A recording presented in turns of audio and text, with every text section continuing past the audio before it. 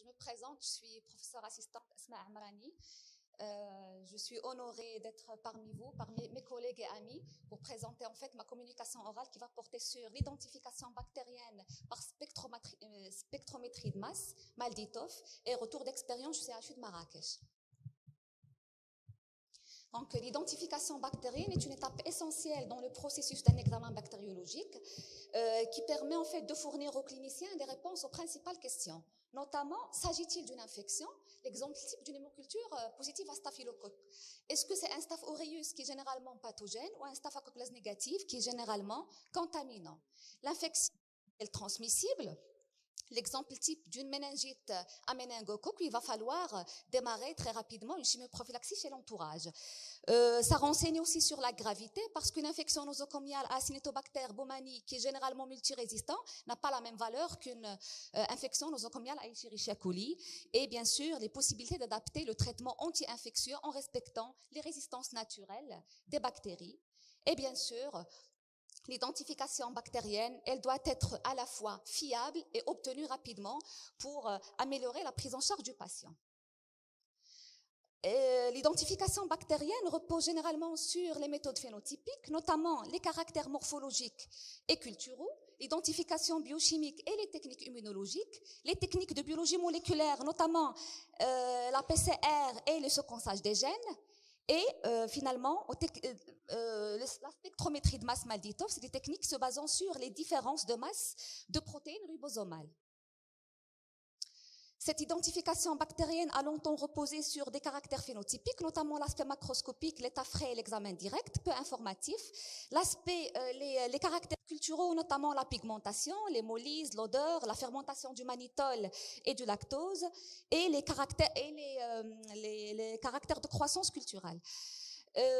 Qui orientent généralement vers un genre bactérien. On doit compléter la présomption du genre par des tests d'orientation rapide, notamment la catalase et l'oxydase, mais l'identification exacte et précise de l'espèce fait appel généralement aux tests biochimiques, notamment à la fermentation des sucres et l'activité enzymatique, qui sont réalisés soit sur des galeries classiques, c'est des tubes de 15 à 20 ml, ils sont généralement encombrants et qui ne sont pas adaptés à une grande activité, soit ou sur des galeries miniaturisées, notamment les galeries API. Et l'évolution des supports a permis en fait l'automatisation des identifications biochimiques, mais la principale limite, c'est le temps de rendu de résultat. Donc, on a besoin d'au moins 10 heures d'incubation pour pouvoir avoir un résultat d'identification et aussi la base de données qui est limitée. Voilà.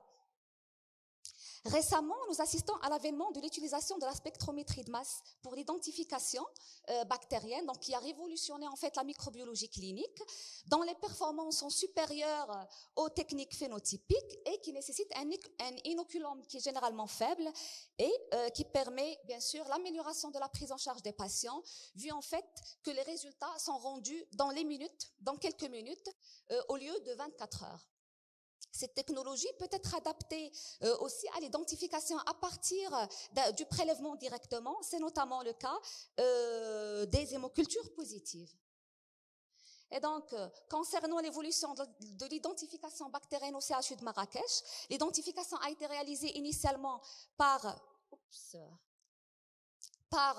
les galeries API en 2009, puis vu la cadence et vu la charge du travail, donc l'identification a fait appel à l'automatisation, notamment en 2015 par le BD Phoenix 100, puis en 2019 par le BD Phoenix M50 et en 2020, donc après, avec l'acquisition du Malditov, l'identification bactérienne est devenue de plus en plus aisée et rapide et plus précise. Les composants du Malditov, en fait, c'est un automate de table Microflex, d'accord, avec un logiciel qui permet l'acquisition et le traitement des données et une bibliothèque et un consommable qui n'est pas du tout encombrant, donc la matrice et le BTS qui est le contrôle qualité et les cibles. Le principe est basé sur l'analyse de protéines bactériennes par la mesure de différence de masse de protéines ribosomales et comparaison des pics protéiques obtenus avec une banque de données.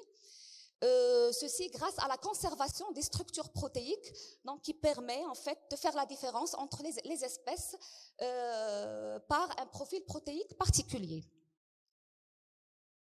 Et donc, pour le principe, un échantillon bactérien ou fongique couvert par une matrice ionisante va être bombardé par un laser. Donc, cette matrice, elle va absorber toute l'énergie du laser, elle va s'ioniser, puis par la suite, elle va permettre l'ionisation des protéines de l'analyte par transfert, en fait, des électrons. Ces ions à l'état gazeux vont être accélérés dans un champ électrique et puis dirigés vers l'analyseur TOF, time of flight, qui va mesurer en fait le temps de vol en se basant sur les différences de masse et de charge. Vous voyez que les plus petites molécules, les plus petits ions plutôt, vont arriver plus rapidement au niveau du détecteur et ce courant ionique va être transformé en fait en un courant électrique qui va être amplifié et enregistré sous forme d'un spectre de masse. Donc si je veux reprendre en fait ces trois étapes, l'ionisation, d'accord, grâce à la matrice et le laser, puis par la suite l'analyseur qui va permettre l'analyse du rapport M sur Z, la masse et la charge, puis la détection et le spectre de masse qui va être comparé avec la base de données pour pouvoir sortir une identification précise en 1 minute. Et la visualisation du résultat, elle est en temps réel et facile à lire, facile à interpréter puisqu'il y a un code couleur vert, jaune et rouge et un score avec 3 intervalles. Sur le plan analytique, donc la procédure, elle est très facile. Ça nécessite en fait un cure-dent pour déposer une partie de la colonie, pas toute la colonie, juste une partie de la colonie avec un dépôt fin et homogène sur un spot, sur la cible et la couvrir avec un microlitre de matrice. Pour les levures, généralement, on a besoin de rajouter l'acide formique qui permet une meilleure lise des protéines. Et pour certaines bactéries à parois épaisses, on a besoin de réaliser une technique d'extraction complète pour une meilleure identification. Voilà, pour la base de données, donc de l'automate dont nous disposons au laboratoire. Donc, on a 3000, il permet l'identification en fait de plus de 3800 espèces différentes avec 2100 grammes positifs, plus de 1400 grammes négatifs et plus de 200 levures.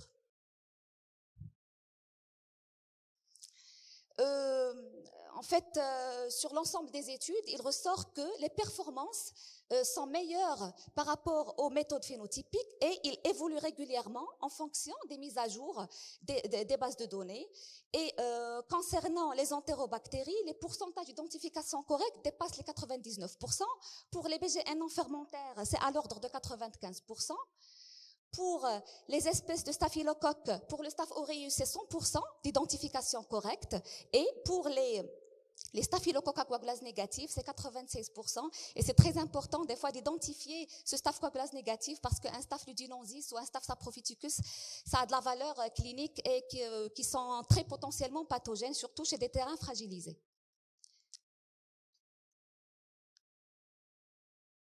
Pour les espèces de streptocoques, l'identification correcte, elle est aux alentours entre 92 et 99%.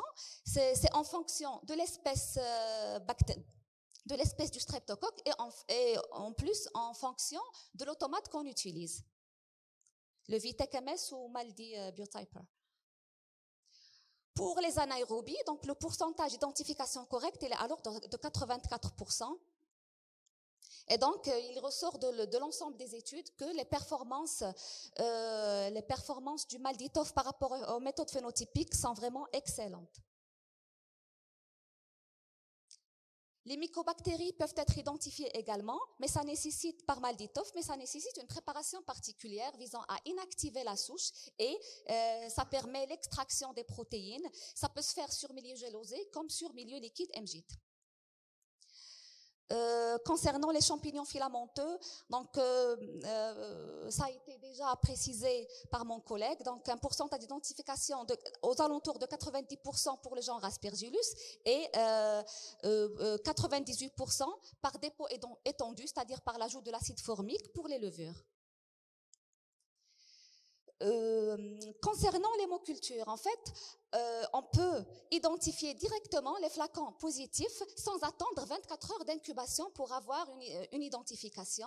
Et donc, à partir d'un flacon d'hémoculture positif, on va réaliser une technique d'extraction ou on va réaliser une subculture avec une incubation de 3 heures pour, par la suite, réaliser l'identification. Donc, pour la technique d'extraction, ça demande 20 minutes. Et donc, on va obtenir une identification rapide et ça va bien sûr impacter la prise en charge du patient. Le Malditov permet également de détecter rapidement la résistance aux antibiotiques en incubant la souche à analyser avec une concentration donnée d'un antibiotique, généralement pendant 30 minutes, notamment en fait l'activité carbapénémase, la recherche des BLSE et les céphalosporinases. Et donc, on peut dire que le Malditov, en fait, permet un gain de temps considérable, vu que les résultats sont rendus dans les minutes qui suivent l'identification. Et donc, il y a un bénéfice clinique certain et un impact positif sur la prise en charge du patient. Le Malditov permet également l'identification de bactéries de façon plus précise, plus rapide bien sûr, permet l'identification de bactéries rares, fastidieuses, exigeantes et les bactéries émergentes, avec une meilleure gestion des déchets puisqu'ils ne demandent pas un consommable encombrant et en même temps une réduction du coût, surtout pour les laboratoires à haut débit. Les limites principales de cette technique, c'est la qualité de la base de données et quelques difficultés pour différencier les streptocoques oraux, notamment les streptocoques mitis, strepto-oralis et streptocoques pneumoniae. Mais avec les dernières mises à jour, il y a une amélioration de cette identification des streptocoques oraux. Les difficultés aussi pour faire la différence entre E. coli et Shigella, puisqu'il y a en fait une proximité phylogénique. C'est le cas pour Listeria et Yersinia aussi. Et bien sûr, j'insiste sur le respect strict des procédures, notamment la préparation des réactifs et les conditions de conservation des réactifs pour une meilleure gestion en fait et une meilleure qualité des résultats.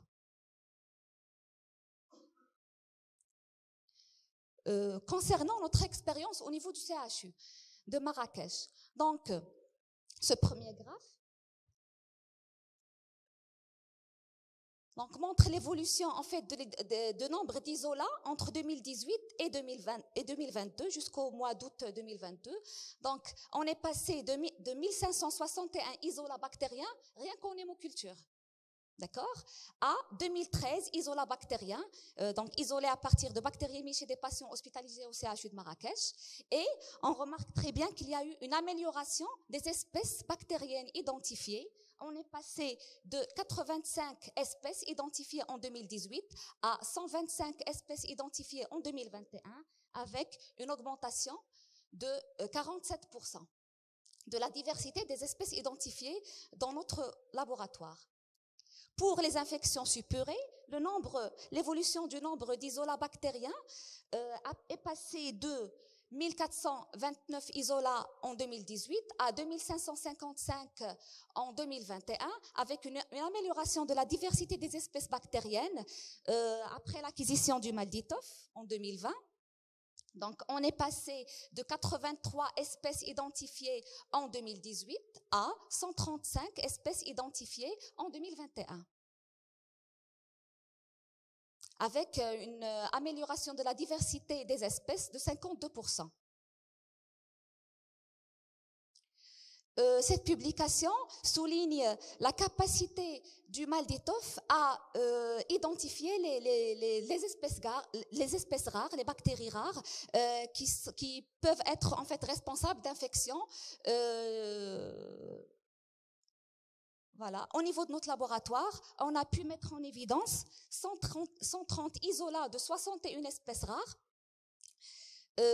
qui ont été identifiés par Malditoff à partir de 2020, donc notamment les bactéries du genre Actinomyces, les bactéries du genre Clostridium perfringens, Prevotella, les Lactobacillus, voilà, pour ne citer que quelques-unes. Le Malditoff a montré des performances supérieures aux méthodes phénotypiques pour l'identification rapide et précise des espèces de bacillus. Donc, au niveau de notre laboratoire, donc en 2021, on a identifié 19 espèces de bacillus rien qu'en hémoculture, et par rapport à 2019 et 2018 où on a identifié juste 8 espèces de bacillus. Concernant les bactéries anaérobies, donc nous avons pu identifier plusieurs espèces anaérobies de façon aisée, chose qui n'était pas possible avant 2020. Donc, on a pu identifier des espèces d'Actinomyces, notamment Actinomyces nochlendi, les Bacteroides fragilis, Prevotella bivia, Clostridium perfringens, Kengela kenge, pour ne citer que ces espèces. D'accord. Concernant le coût, donc c'est une technologie innovante, performante, mais tout le monde se pose la question par rapport au coût. En fait, cette publication a souligné le fait que l'identification par spectrométrie de masse, Malditoff, elle coûte 22 à 32% du coût de l'identification phénotypique conventionnelle, surtout pour les laboratoires qui ont un haut débit, donc plus de 50 identifications par jour. Et donc, l'identification par spectrométrie de masse est une méthode efficace et rentable pour l'identification rapide et systématique des isolats bactériens dans les laboratoires de microbiologie clinique. Cette deuxième publication rejoint la première publication où les auteurs ont souligné le fait que la spectrométrie de masse permet également au laboratoire de réaliser d'importantes économies. Donc, malgré le coût initial en fait de l'investissement qui est élevé de l'instrument, mais la facilité d'utilisation et la rapidité d'obtention de résultats, ainsi que le coût modeste par test, font de la spectrométrie de masse Malditoff une véritable opportunité en microbiologie clinique. Et pour conclure, donc la spectrométrie de masse Malditoff est une technologie adaptée à l'identification des micro-organismes. C'est une technique qui s'est rapidement imposée comme un outil quasi indispensable dans notre laboratoire de bactériologie médicale. Sa facilité d'utilisation et sa rapidité d'exécution en font un remarquable instrument de travail. Et je saisis l'occasion pour remercier l'ensemble du personnel médical et paramédical, notamment les techniciens de laboratoire qui font un travail extraordinaire au niveau de notre laboratoire, donc pour sortir ces résultats. Merci beaucoup.